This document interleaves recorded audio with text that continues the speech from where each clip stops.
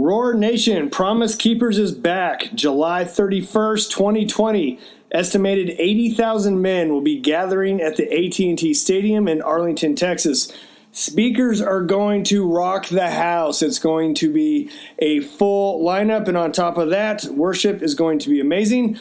Why am I telling you so far in advance? Because tickets are on sale and they're slowly selling out. So, that being said, I hope I see you there. I am planning on going. Go to promisekeepers.org to get info and tickets. Again, go to promisekeepers.org. See you there. Welcome to Are You Real? Finding the Authentic You, the podcast that focuses on Christians that are active in everyday life. Join in as we speak to everyone from successful business owners to educators to athletes about their faith and how it helps them reach out and revolutionize those around them to do the same.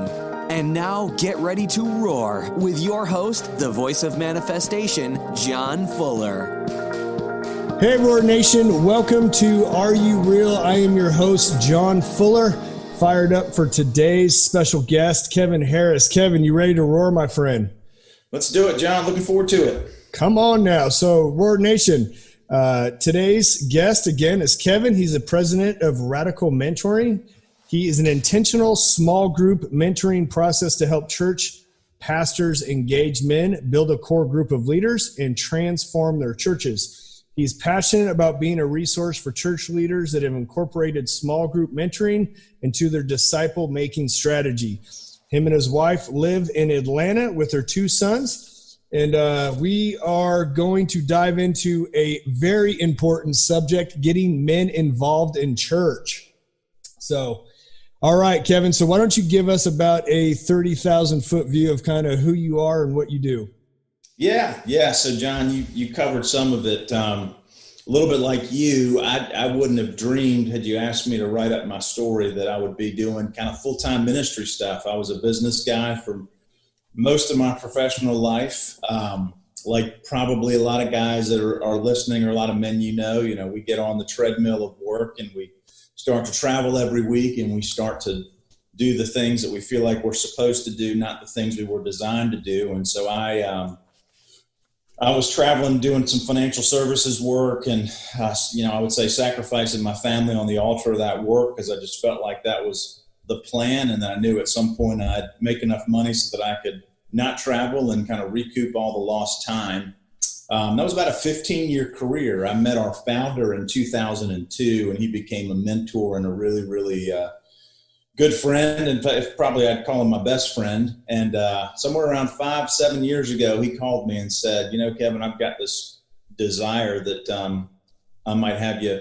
I'd love to see if you come help me kind of get this ministry off the ground and see what it might look like. And I thought, no, you're crazy. That's not exactly what I think I want to do. But 5 years ago, I started doing this full time and engaging in the lives of churches and trying to engage the hearts of men, and got myself off the road, and my life hasn't slowed down ever since, but it sure has been a lot more rewarding. So, and you mentioned my two boys. This is my 20th year of marriage to Susan this September. My boys are 13 and 10, and I've got a 155-pound dog that on occasion will show up in the window here behind me. So if you see something that looks like a bear, it's just Bella. She's just our dog. 155, you said? 155, yeah. That's a big dog. She's a handful, but she's a big lap dog. That's hilarious, man. Our lap dog weighs, I think my wife's lap dog weighs 3 pounds, maybe 4. That's what a lap dog should be. So that is hilarious. Okay, I want to ask you, you made the comment at the beginning before we dive into more questions, but you said supposed to do versus designed to do. Yeah. I thought that was a really interesting comment you made. You want to expand on that? Yeah, I think, unfortunately for a lot of men, we just get on this track that, feels like it's, you go to school, you get whatever degree you get, you jump into the workforce, you have this goal of hitting some target of some made up dollar sign that you think is the right amount of money, and you'll do anything you can to hit that amount of money. And once you do, you think, oh man, I'll just go back and I'll recoup all this lost time at home. And For me personally, doing what I was supposed to do, it's that idea of, designed to do, or, called to do, if you will, for more of a churchy term. But when you're off purpose, it's exhausting. And so many men that I come in contact with are off purpose. And that doesn't mean, John, as you know, it doesn't mean everybody's got to stop working and join full-time ministry. I don't think God needs more full-time ministers, but I do think God needs men to come alive. And once I kind of align my life purpose and my calling, I've never felt more alive. But when I was doing the supposed to do job, I was exhausted and worn down, and I was no fun to be around. And I was doing more damage at home. My kids were young. I was not present. And I just think we get stuck on that treadmill. Well, all of a sudden, in my case, it was about 15 years of trudging on this treadmill. And as you know, the scenery doesn't ever change on a treadmill. It's all the same. And so you end up running your race and you realize you haven't gotten any further than you thought. So that's a little bit of that supposed to versus designed to. I'm kind of curious because for a lot of us that are in the workforce, you talk about in business, so you'd understand this because you did it before, and you also alluded to you made the comment to that not all of us are called to ministry. How do you make that balance though? Because this pertains to anybody. I mean, right now we're talking about men, but this pertains to women too. This is both sides, but how did you find you needed to balance that, or what mistakes did you make that, if you were to go back, you say, man, I wish I would have done this differently because here's the proverbial carrot that I was chasing that I never caught. Right. I mean, I think here I can speak for me specifically, and maybe I'm sure it'll probably apply a little more broad.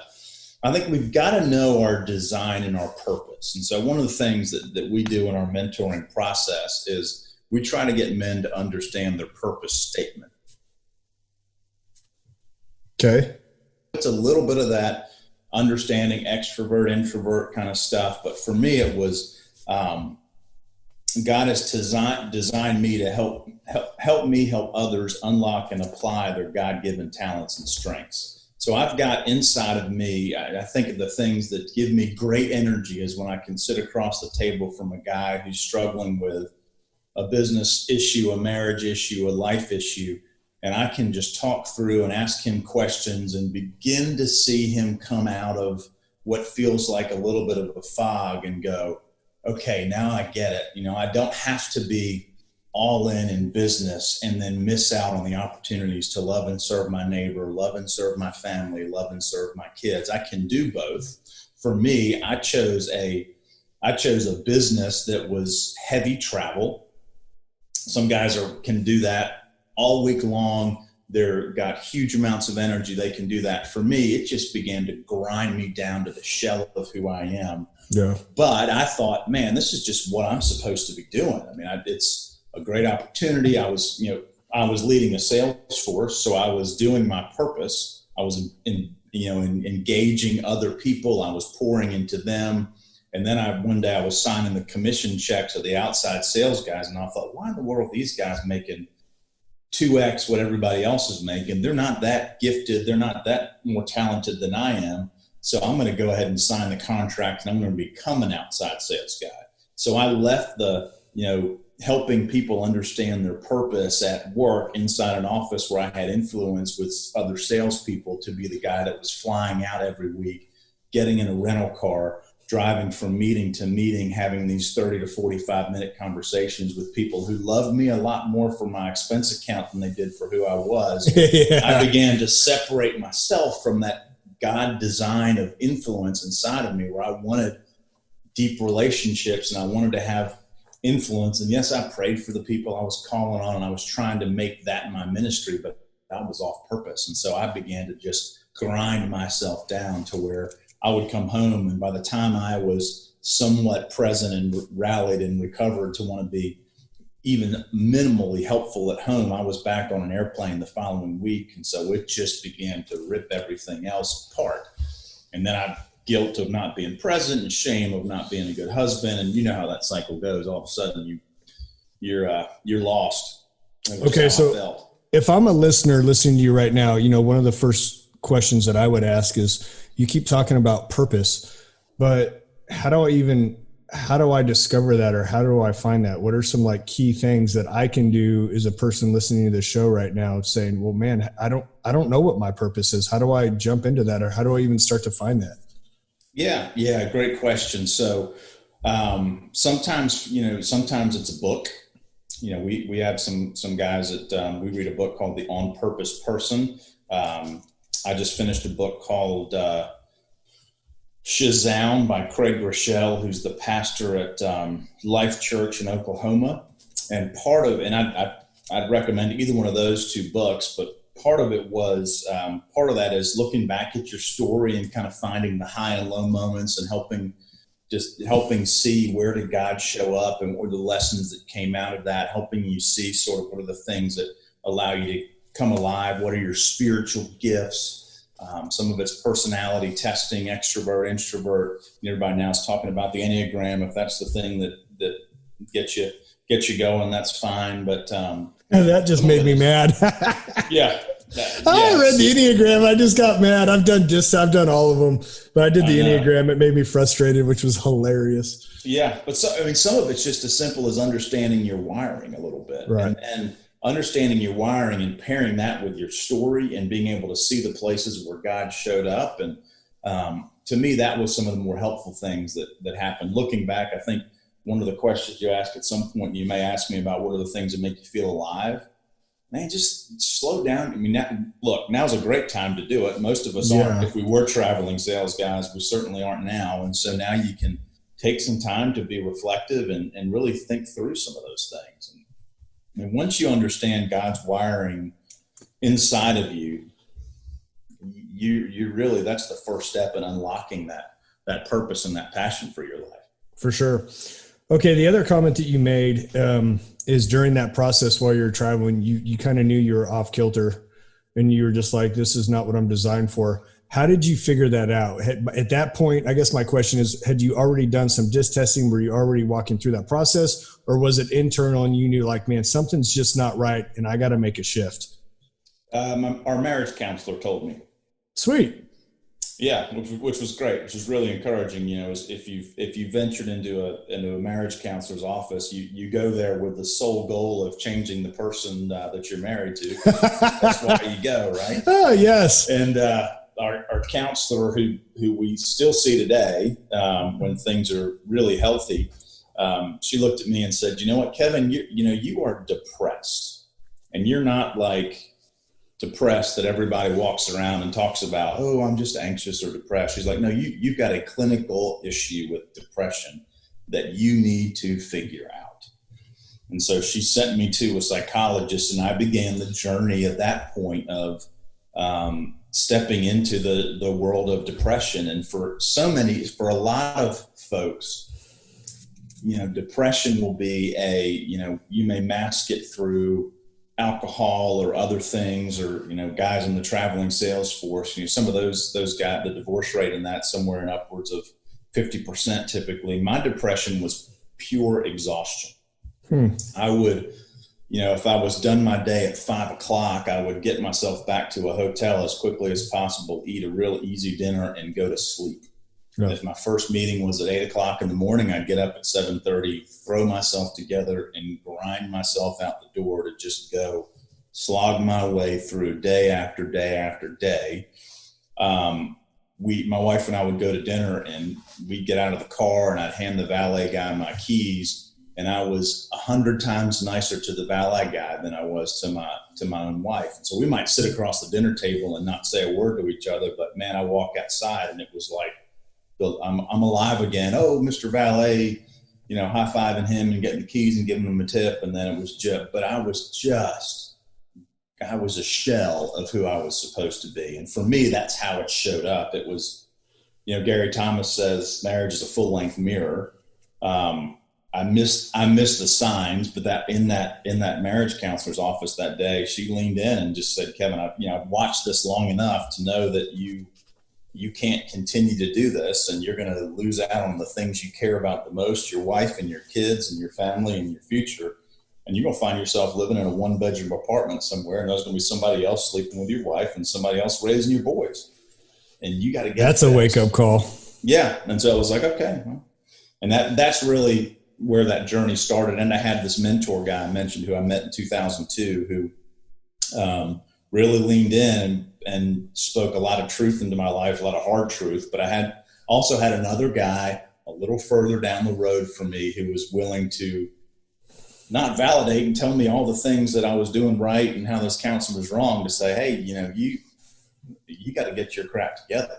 So I'm kind of curious as far as your take on marriage counseling. I know what you're going to say, I think, but for those listening, there's a lot of times I've mentored a lot of men, had a lot of conversations over the years in my office, guys that won't step in to get counseling because they think obviously it's a crutch or whatever. I've heard so many different things, but what's really interesting to me is recently I've had a couple men that I kind of counsel and I spend time with, but their wives don't want to go, which totally blew my mind. I couldn't even believe that. Like they were all in, like, hey, we got to get this fixed, but their wives wouldn't go for whatever reason. Would you kind of speak to that for a moment? Because I think everyone has a struggle with that, but I think, in my opinion, and whatever it's worth to anybody, but man, if you want to get anywhere in life, you have to have somebody speak into your life, and that's counseling. And like, we don't go, I grew up playing sports my whole life. Well, every sports team we were good. We had a good coach and showed us the good, the bad, and the ugly, and kind of busted our butt. And I kind of think after college or high school, however far you played, people just assume like as if we don't need that anymore. Right. And I think that's false. It has been we're probably now somewhere around 10 years into counseling, which is over half of our marriage. And yes, we went into that in crisis mode, but now it is very much coaching for us. I mean, it is exactly like you described. It is, we're going in now, we may be reviewing some plays, we're reviewing the film.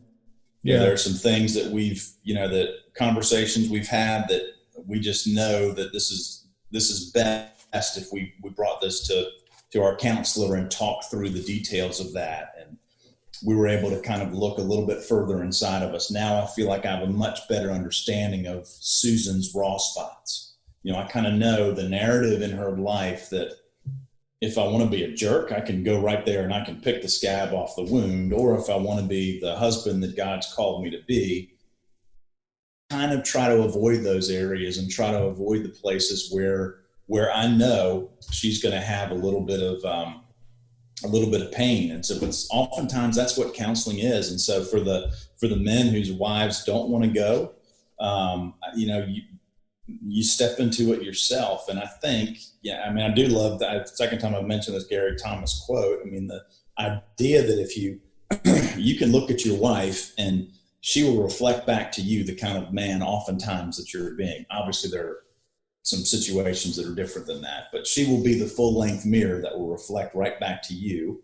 And you need to understand her wiring and her narrative and her story. And I think oftentimes a counseling office is the best place to do that. If not, it's going to become, I do this and then you should do that. And the idea that everything should be fair and equal. And I just don't think that's not how God designed marriage. So it has been a game changer for us. And there are weeks, sometimes we go in and we just hang out with our counselor. She's become a friend.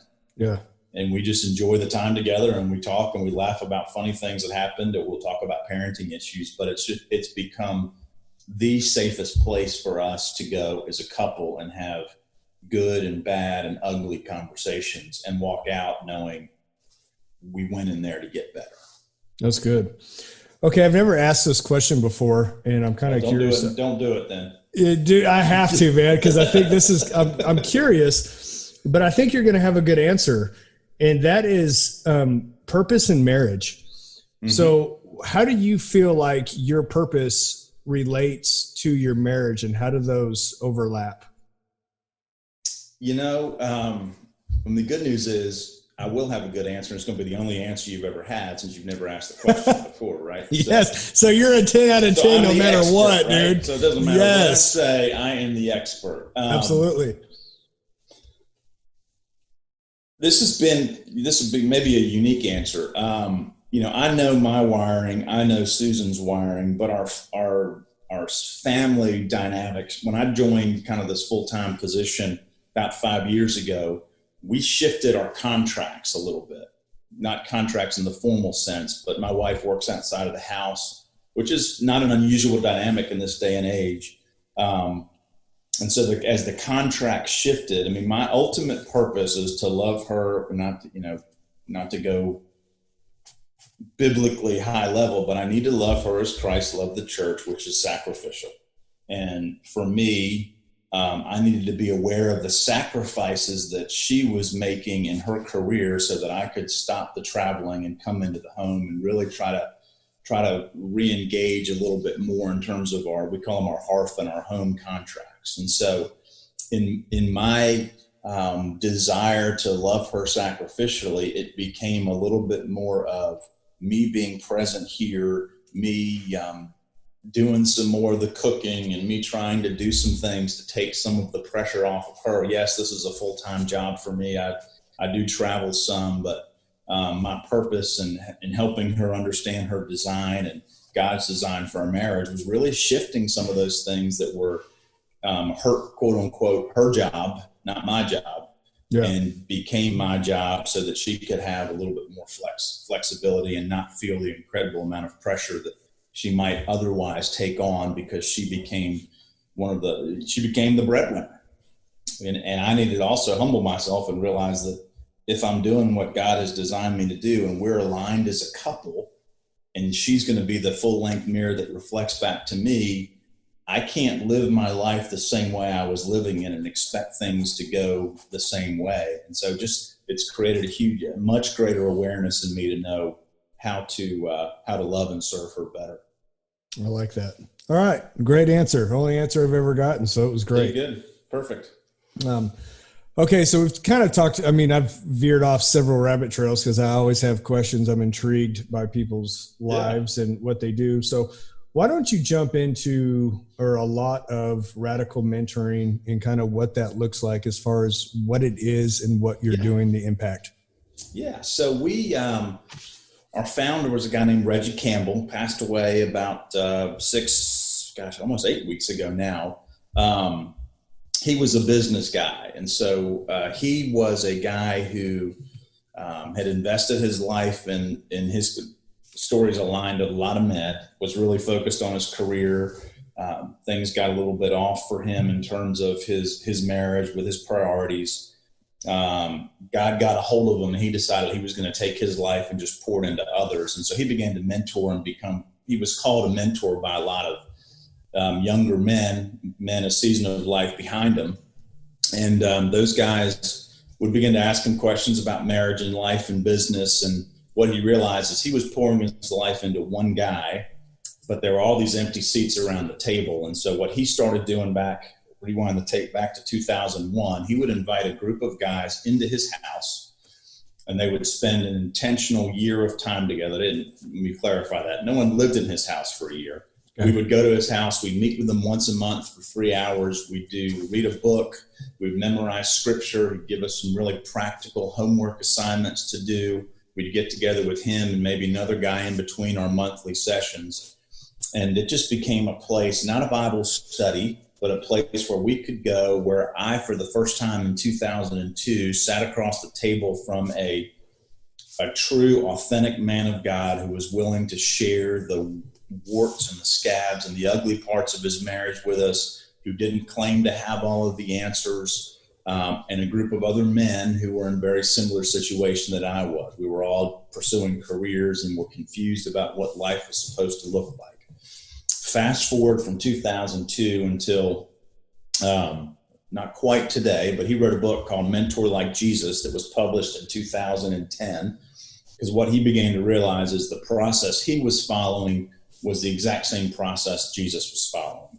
He was in a group. There was a defined period of time. he was practically teaching these men and then sending them out to go do these things, and they'd come back together.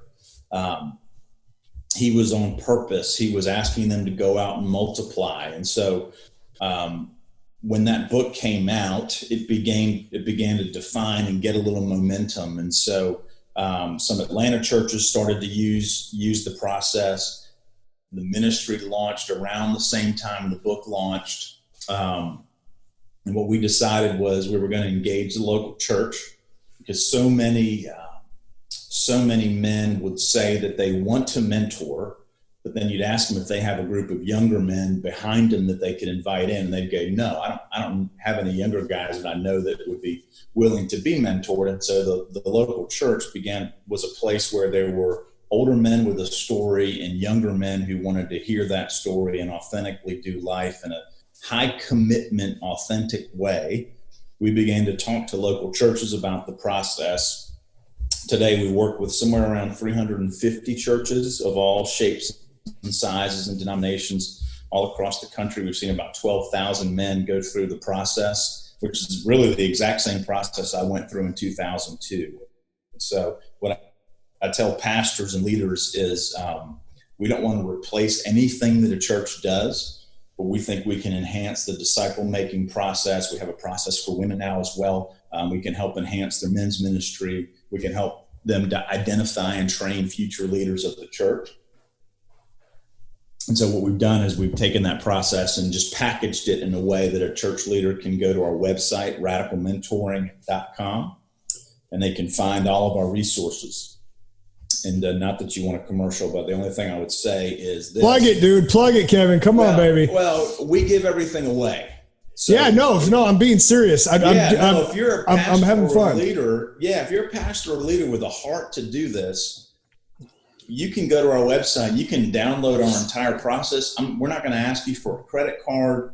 We believe, and God has honored this, that radical mentoring will be funded by men in churches who've been touched by the ministry. So I get to hear over and over again these incredible stories of men coming alive.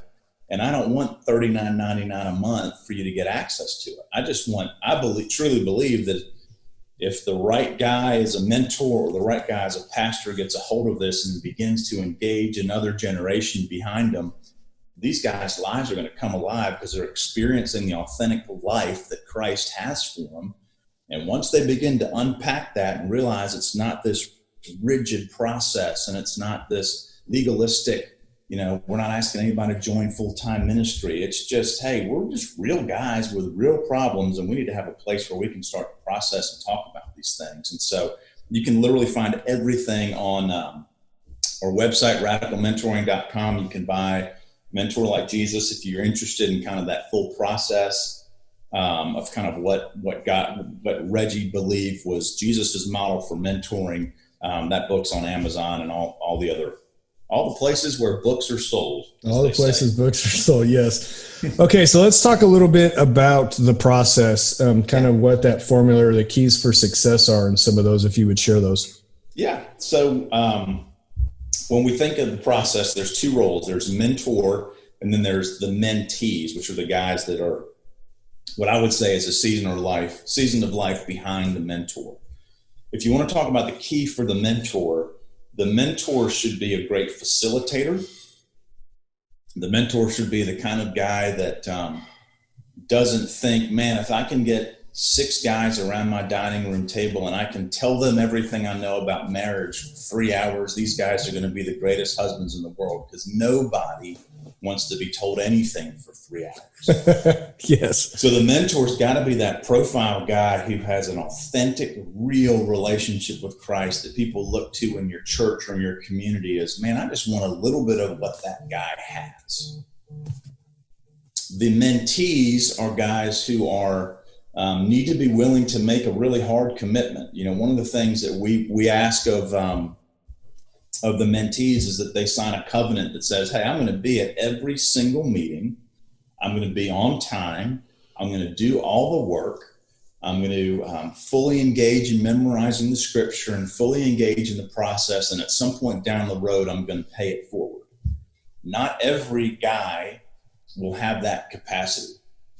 And so what you ask of these mentees is follow the script, follow the process. If you're traveling all the time, or if you have young kids at home or you want to go to graduate school, it may not be the right season of life for you.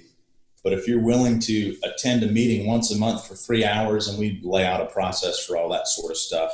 And the real process is inner man to outer man. And it's amazing how many men haven't dealt with, some of the daddy issues, some of the father wound stuff.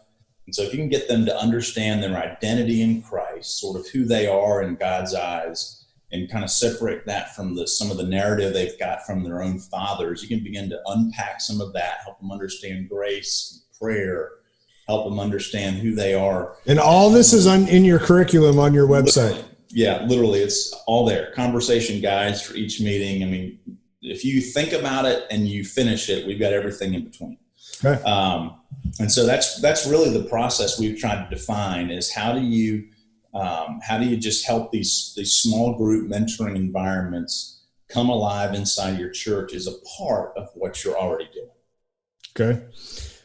Why don't you give me a couple of testimonies, some of your favorites? Because, I don't know about you, and I'm actually telling Word Nation right now, I read every testimony that people leave on iTunes or when they send us emails, because I think you can attest to this, Kevin. There's days like you don't want to show up. And I'm just being honest. Like, there's days I don't feel like showing up to the podcast because I've been beat up over the weekend. I'm tired. I'm spiritually battling with stuff. I have bad self-talk, whatever it may be. And people don't realize it, but when you leave a testimony or what it's impacted you, sometimes my wife's like, "What are you doing?" And I'm like, "Oh, I'm getting on iTunes," and I'll go back and I'll read old reviews of testimonies that people left, because it just encourages me to pick up that baton and keep moving forward. Because sometimes it's hard. Yeah, no, it's, a couple of cool stories that literally just that I get to hear. We do some work with a church that's in Kentucky, and in their mentoring group, one of the mentees passed away post the group. So the group had happened, they had finished the group. One of the mentees had passed away. He's got another group of men that are in there with him, and the guy sends me a picture of the other mentees were the guys that were carrying the casket, were the pallbearers of the guy that passed away. They had gone through this journey together. One of the things we'll talk about is, again, kind of who will be your pallbearers. Who's your one guy? Who's your 2 a.m. friend? We have a lot of those hard conversations because so many men don't know how to answer that or can't answer it. And these mentees were the ones that showed up to carry the casket of the guy that was in the group the years before who had passed away. So we've got some stories like that. We've got some stories of guys. I'm leading now my 4th group.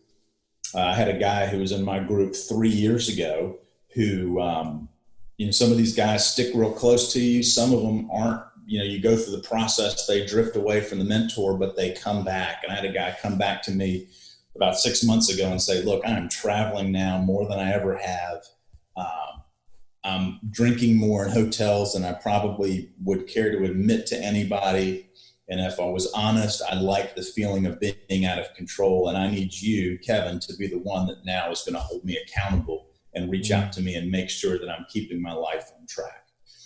So, the story of a guy that all of a sudden, several years down the road, is now reaching back into my life, not because I'm brilliant, but because I was willing to take a little bit of time and a little bit of my story and invest it in his life, is now coming back wanting me to help hold him accountable to a process. We have pastors that lead groups. And one of the first things we do in these groups is we do a story retreat.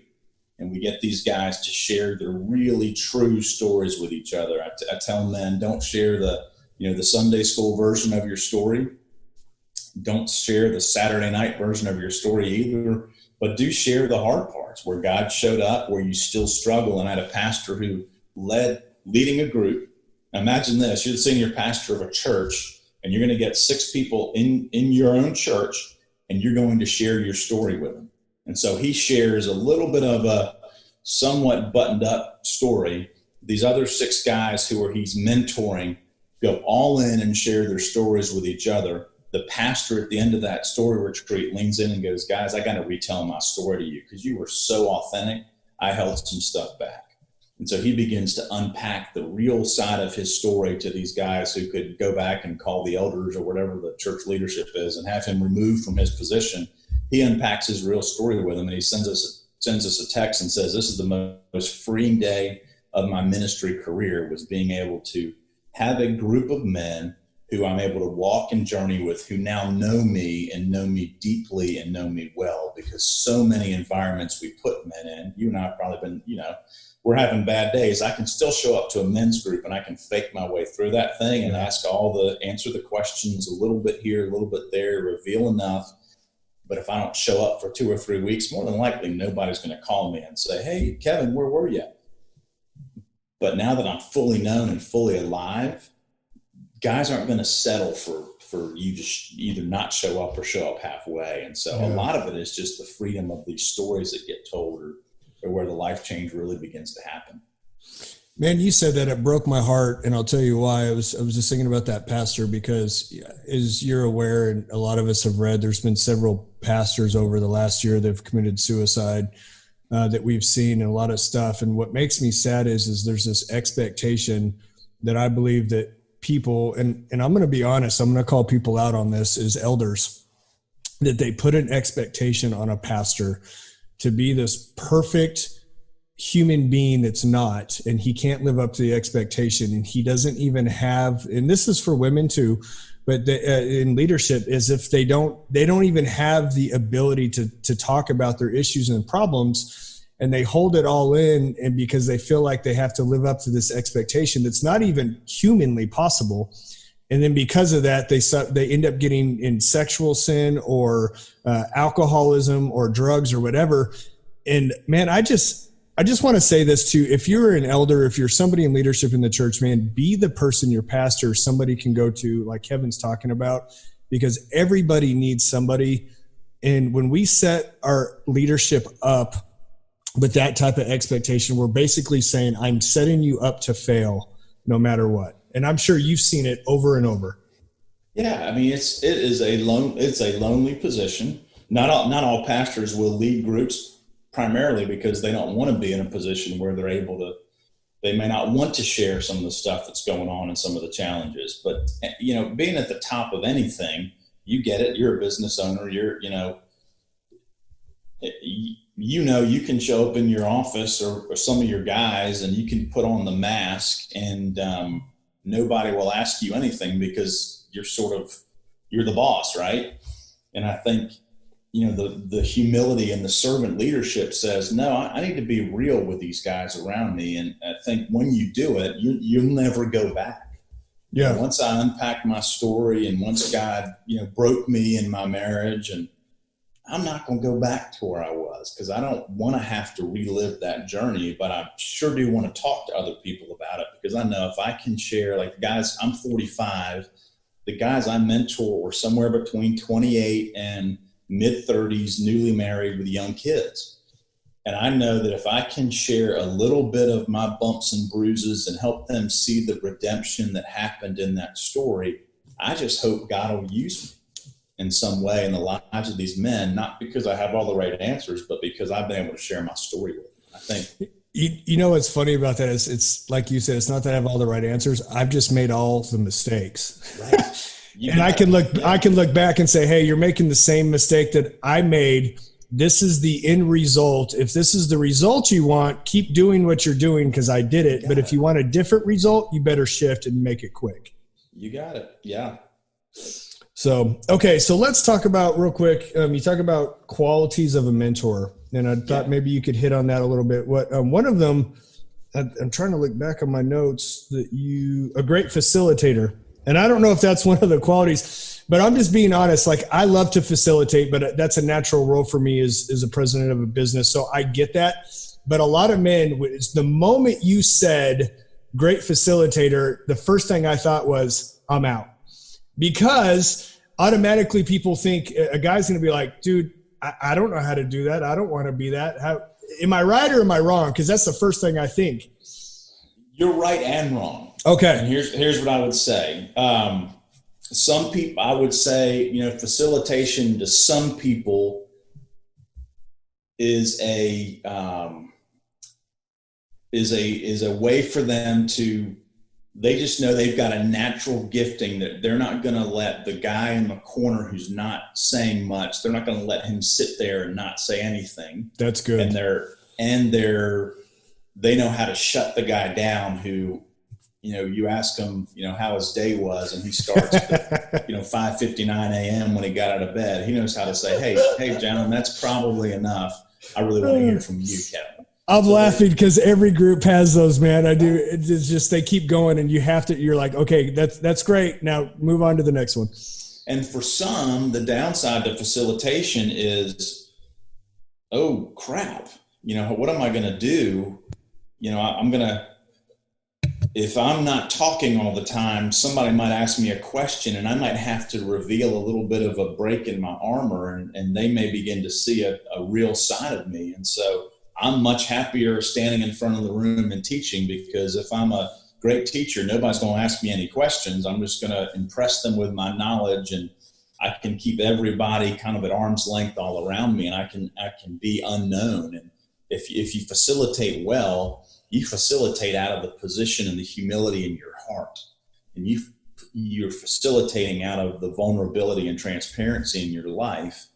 And for a lot of men, it does take the right kind of a guy who's willing to share the story and be asked questions and ask questions of others. I tell some guys, you meet once a month for 3 hours, and they think either, how do you accomplish anything not meeting every week? Because we get in church world, we get in that, we're going to talk about this in room 101 on Sunday morning at 9 a.m. Or they think, what in the world do men talk about for 3 hours? Yeah. Especially now. There's no sports on. Good gracious. What do you talk about for 3 hours when you don't? I didn't even think about that. That's hilarious. But it takes that facilitator. I have never had a meeting. Actually, my wife tells me I should never say always or never. Very rarely have I had a meeting that hasn't bumped into that 3 hour window of time. Because if I can get, if I do the story retreat up front and I get these guys to be real transparent with each other, then we're giving each other permission to ask really hard questions. First couple meetings takes a little while to get there, but by the third or fourth meeting in, I can't walk back in and go, man, my wife is just fill in the blank. Because at some point, you, John, are going to lean forward and go, Kevin, don't come back here again next month telling me all the reasons why your wife isn't. What that means is you're not doing something at home. And so all of a sudden, I've got these guys who are willing to lean in and share their stories with me. And a great facilitator creates that environment. A great facilitator says, I don't know, what do you guys think? Not waxes on poetic about some long answer that they're making up as they go, because they just don't want to get caught in that feeling of not knowing the right answer. I like that you said, I was thinking about you talking about calling people out. I preached a sermon. This is years ago. And it's funny. I was preaching to myself. It stuck with me, actually. I don't know if the kids got anything out of it, but it was the Beatitudes and Jesus on the Sermon on the Mount. But I walked away with be the change. And, so many times we complain about our circumstances, whether that's work, our marriage, our kids, whatever it is. And I thought, stop complaining about it and just be the change. And whatever that looks like, I can't change anybody else, but I can change me. And there's probably a really good possibility the problem is me and they're reacting to me. So I need to be different. No doubt. And sometimes that's what happens in those groups. You begin to see that come out in men. And then you've got a group of guys who are willing to kind of lean in and call that out in you, which is amazing to watch that happen. Okay. So did you hit all 5 qualities? Yeah, I think we got sidetracked. Okay. Them all. Yeah, we covered a lot. Okay. I may have made up a few too. Okay. So there's one question I never skip. I'm going to ask you that, but I was really interested in you talk about, and you barely brief, you mentioned it, nobody else might have caught it, but you talk about writing in an obituary, change your life. I find that I read that somewhere years ago, and I don't think I've ever written it out, but I've thought about it. Like, what would people say at my funeral? What would my wife say? What would my kids say? What would my friends say?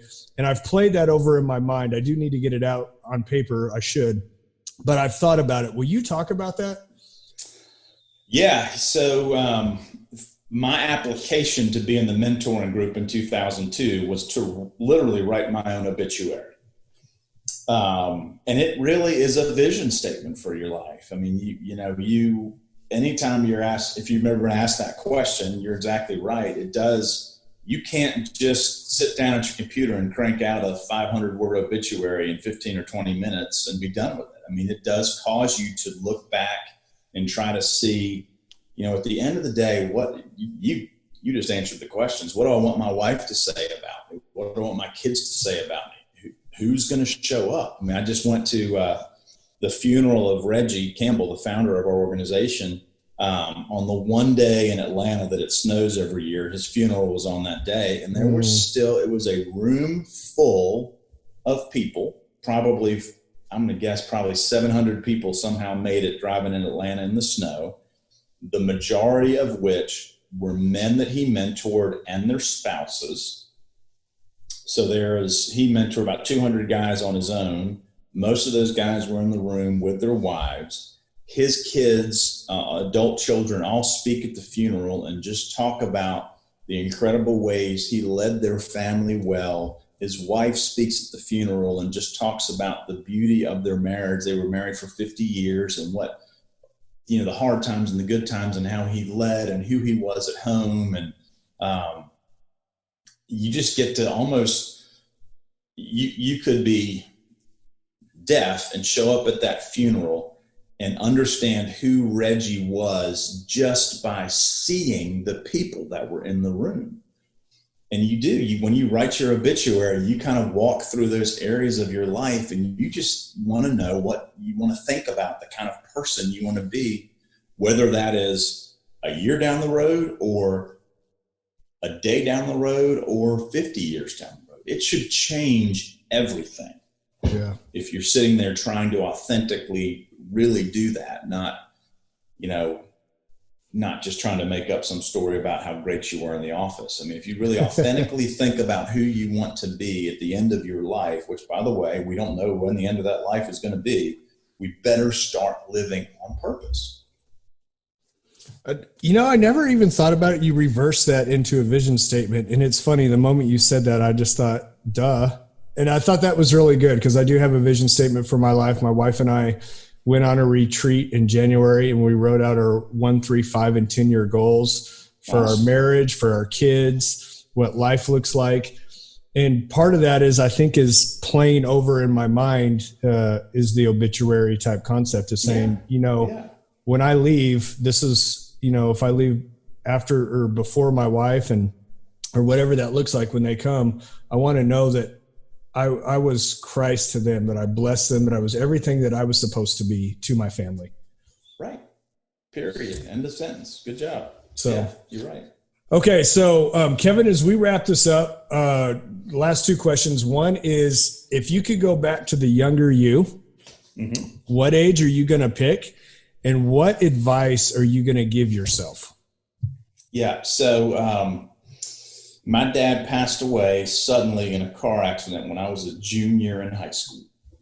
So kind of that's sort of probably fairly formative years. And I'd probably remind myself of these two things. I would remind myself that God is near.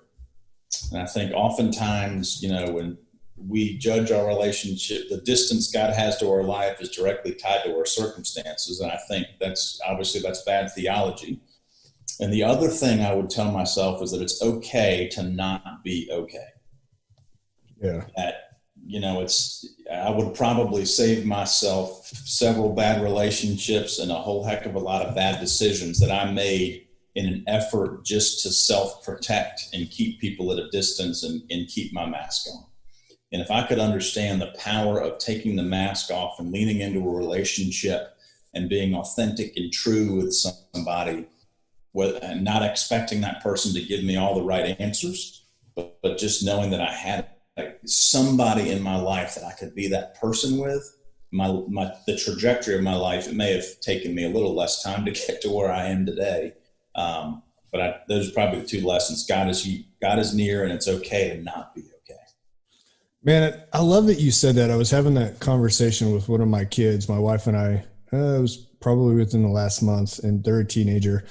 And obviously there's so many struggles that people go through, whether you're a teenager or adult, is just kind of being authentic in you and then trying to fit in the crowd and all that. You know, and I told my kid that, I said, when you're going to attract the people that you want to be in your life. But the problem is when we don't act like ourselves and we pretend and try to be something we're not, we're attracting the type of people that we don't want in our life. And it's okay, because people are going to reject you just because you're not designed to click with everybody. And whoever you were made to click with is going to stay, and those who aren't are going to leave. But those are even if it's one or two people, those are the people you want in your life, not everybody. You got it. So, okay. So Kevin, how do we find you? I know we talked about it a little bit earlier, and I told you to do a plug, but do it again. Like, how do we find you? How do we get a hold of you, your curriculum and the stuff that you're doing if we want to have you come speak at our church?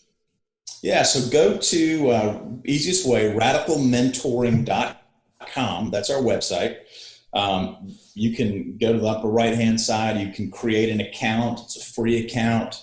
Once you get into the account, you'll be able to see all the resources. Then we'll connect you with a guide. So we have a staff of 3.